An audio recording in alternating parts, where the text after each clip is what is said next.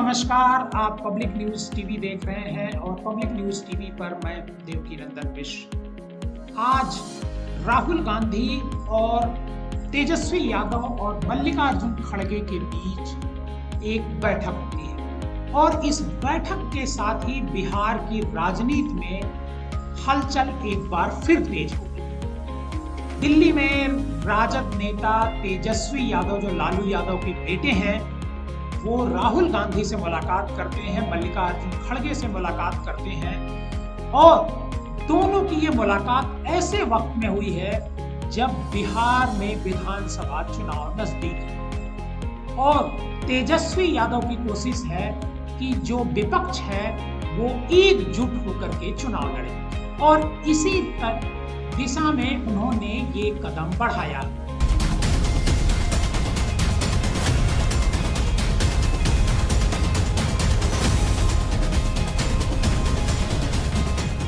माना जा रहा है कि इस जो बैठक हुई है इसमें महागठबंधन की सीट शेयरिंग, साझा रणनीति और मोदी सरकार के खिलाफ अभियान तेज करने को लेकर के गहन चर्चा हुई। खबर ये आ रही है कि राहुल गांधी से तेजस्वी ने कहा है कि कांग्रेस इस बार सीट बंटवारे को लेकर के थोड़ा लचीलापन दिखाए ताकि महागठबंधन को मजबूत बनाया जा सके। और सीएम फेज को लेकर के जब इस बारे में तेजस्वी मीटिंग खत्म करते हैं और मीटिंग खत्म करने के बाद जब बाहर निकलते हैं, उनसे जब पत्रकार सवाल पूछते हैं तो वो कहते हैं कि आप लोग चिंतित मत होइए, हम लोग आपस में बैठकर तय कर लेंगे। तेजस्वी यादव ने यह भी कहा कि पार्टी मीटिंग में तेजस्वी का चेहरा सीएम के लिए तय किया गया या नहीं, इस बारे में वो एकदम चुप रहे।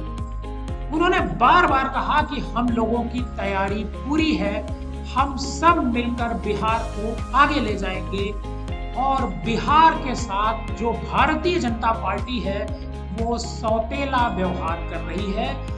इसी मुद्दे को लेकर के हम लोग चुनाव मैदान में उतरेंगे।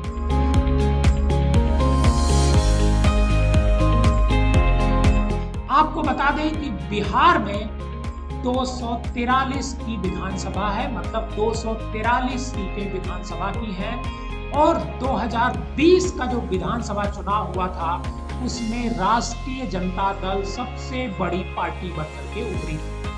राष्ट्रीय जनता दल यानी आरजेडी यानी तेजस्वी यादव का ये पहला इम्तिहान था 2020 का चुनाव और सरकार तो वो नहीं बना पाए, लेकिन ये माना जाएगा कि तेजस्वी यादव 2020 के विधानसभा चुनाव में, मतलब पहले चुनाव में पास हुए।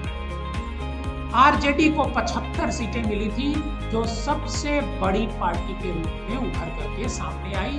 23.5% वोट को हासिल हुआ था। बीजेपी दूसरे नंबर की पार्टी थी। 2020 में 74 सीटें बीजेपी को मिली थी। 19.8 सीट भारतीय जनता पार्टी मतलब वोट हासिल किया था। जेडीयू लगातार पतन पर है 2020 से। 2020 में महज 43 सीटें जेडीयू को मिलती हैं और 15.7% वोट मिलता है। कांग्रेस जो आरजेडी के साथ मिलकर के लड़ रही थी, 19 सीटें कांग्रेस जीतती है और 9.6% वोट कांग्रेस को हासिल होता है। सीपीआई एमएल वो भी तेजस्वी के साथ होती है, उसे 12 सीटें मिलती हैं और 3.2% वोट हासिल होता है। इंडिपेंडेंट एक सीट जीतते हैं, 8.8% वोट जो निर्दलीय प्रत्याशी हैं वो हासिल करते हैं। 19 सीटें जो है वो अदर्स को मिलती हैं, मतलब जो छोटी छोटी पार्टियां होती हैं जैसे हम है, एमआईएम है, ये सारी पार्टियों को होती है और 19.4% उनको हासिल होता है। 4 सीटें एमआईएम जीतती है।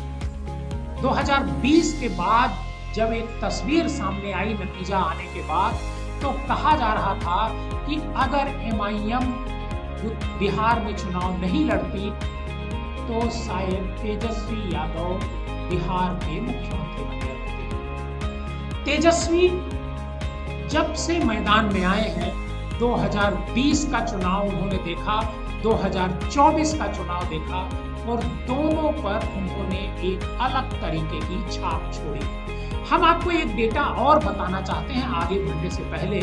1995 2020 से पहले 1995 में विधानसभा चुनाव हुआ था और 1995 में जो जेडीयू है वो एक बड़ी ताकत, मतलब नीतीश कुमार एक बड़ी ताकत बनकर के उभरे थे। 167 सीटें जो है जीती थी, 28% वोट हासिल करके जेडीयू। बीजेपी को 41 सीटें मिली थी, 13% वोट मिला था।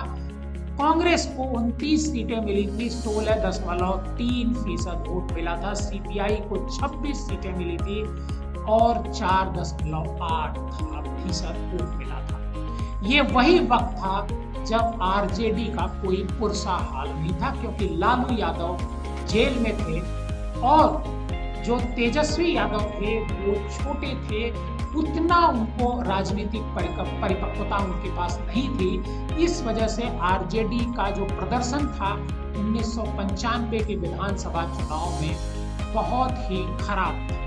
लेकिन इधर जब से आरजेडी से अलग होकर के नीतीश कुमार बीजेपी के खेमे में एक बार फिर गए हैं, उसके बाद से जो तेजस्वी यादव हैं वो और एक तरीके से बड़े नेता के तौर पर बिहार में उभरे हैं।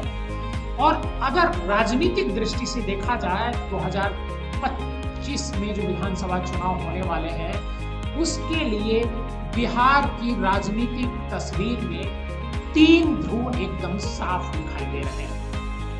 महागठबंधन में आरजेडी, कांग्रेस, लेफ्ट, ये सारी पार्टियां पहले से हैं और एनडीए में बीजेपी, जेडीयू, हम और जो रामविलास पासवान की पार्टी है वो ये पहले से इसमें मौजूद हैं। और उपेंद्र कुशवाहा, चिराग पासवान जैसे नेताओं के बारे में इस बार ये कहा जा रहा है कि वो कुछ अलग रुख भी अख्तियार कर सकते हैं। लेकिन सबसे बड़ा सवाल यही है कि क्या तीसरा गठबंधन भी लड़ेगा महागठबंधन के अलावा बिहार में, या फिर राहुल गांधी, तेजस्वी यादव की अगुवाई में जो उपेंद्र कुशवाहा हैं या जो और पार्टियां हैं जो बीजेपी से नाराज हैं, एनडीए से नाराज हैं, वो क्या इस गठबंधन में आ पाएंगी? ये बड़ा सवाल है। आने वाले कुछ हफ्ते बिहार के लिए, बिहार की राजनीति के लिए बेहद अहम हो सकते हैं। और आज जो मुलाकात हुई है तेजस्वी यादव और राहुल गांधी की, इस मुलाकात के बाद क्या बिहार का राजनीतिक समीकरण, सियासी समीकरण कुछ बदलेगा? ये बड़ा सवाल है। आप कमेंट करके हमारे इस YouTube चैनल पर हमको ज़रूर बताएं कि आपकी क्या राय है। अगर आपको हमारा ये वीडियो पसंद आया हो तो इसको लाइक, शेयर और सब्सक्राइब करना मत भूलें। राजनीतिक चर्चा के लिए पब्लिक न्यूज़ टीवी पर बने रहें।